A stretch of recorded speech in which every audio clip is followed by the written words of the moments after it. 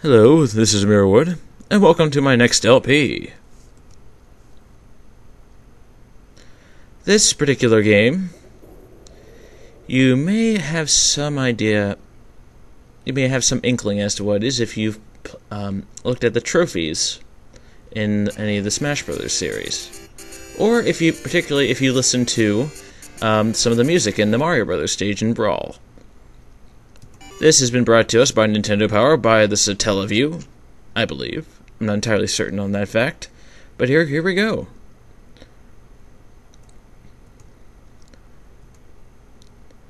This music sound familiar to you at all? Yes, we're beginning one of the best detective games I've ever played. Famicom Detective Club Part 2. Why am I playing Part 2? 1, I couldn't find Part 1, and 2, Part 2 is a prequel to Part 1. So therefore, why not? It should be safe, right?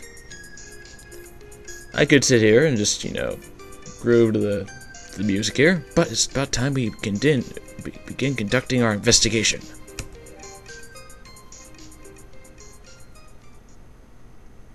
This may be a more serious LP than my usual LP.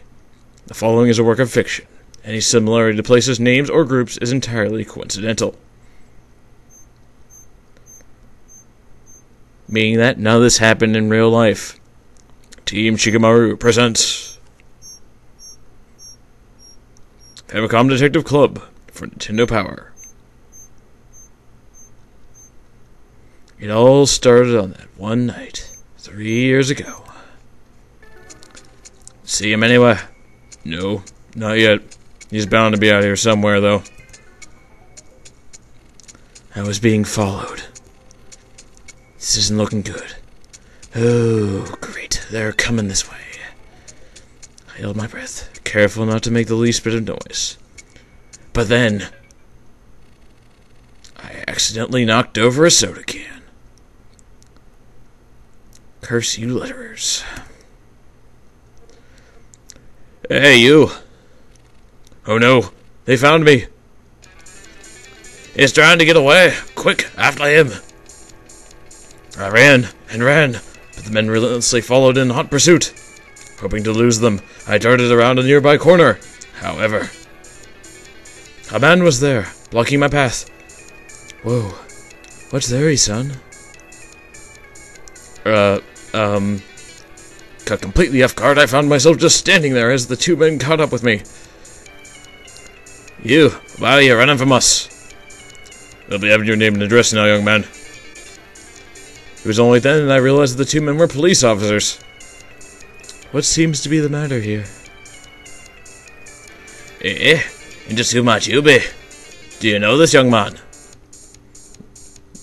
No, but this boy was suspiciously wandering around here late at night. When we called out at him, he fled.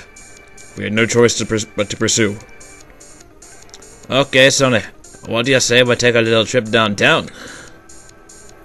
Just 1 minute, please, officers. I realize this may sound sudden, but would it be too much to ask to let me handle this matter? What?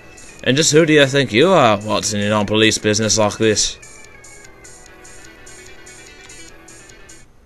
He looks serious. Wait a second. Isn't that? I just thought I'd ask him a few questions. Nothing more. That wouldn't be too much to ask, would it? No, of course not, sir. We'll be going now. Have a good night, sir. And thus the officers leave. Thanks, mister. No.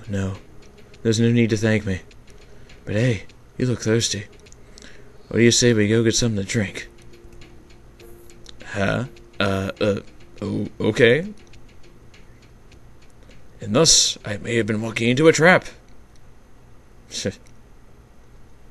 I went with the man to a small coffee house. So, you set out on a mission to find your long-lost parents? Very commendable of you. However, I couldn't help but wonder, how are you doing? Is everything okay? It's alright. You don't have to say anything if you don't want to. But if you don't mind me asking, where do you plan to go from here? You do have a place to stay, don't you? And thus we begin exploring the workings of a typical adventure game. But this is a very well made and very well presented adventure game. So, what would you do in this situation? Well, first off, I'd think to myself, who is this guy? Can I trust him? Alright. Let's get a closer look at him. He's a stylish sort of guy, maybe about 30 or so.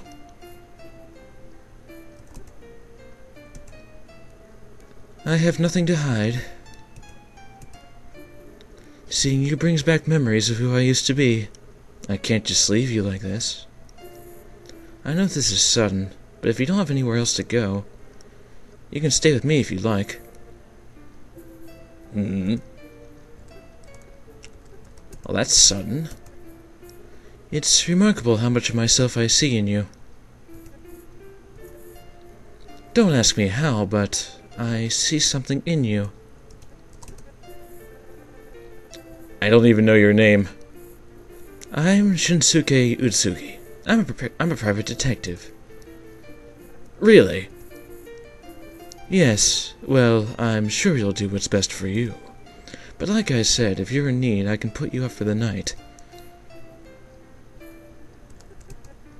The police seem to respect him. He doesn't seem like a bad guy either. I guess it wouldn't hurt, for the time being. Well, for tonight, I suppose. Alright, it's settled then. Shall we go? It's getting late. By the way, what's your name? Thus we enter our name. Let's go with Miro. Oh, I didn't think about this. First name Miro, last name, Wood. Yeah, that'll work. Miro Wood?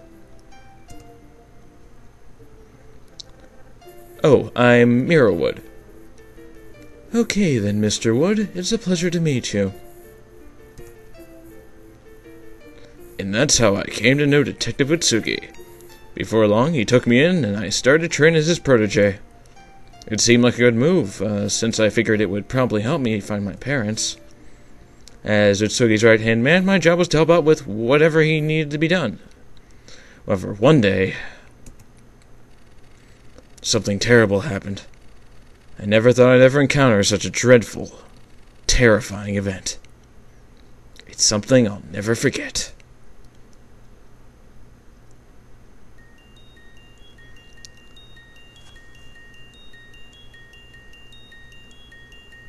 Wandering alone throughout a schoolhouse, one evening you suddenly hear something call out for you from behind.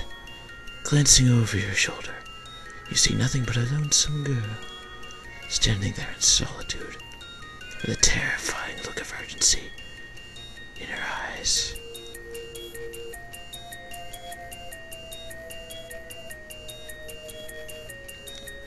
Welcome to Famicom Detective Club Part 2. The Butlers will spell out what you're about to see and encounter. It's the story of the girl in back.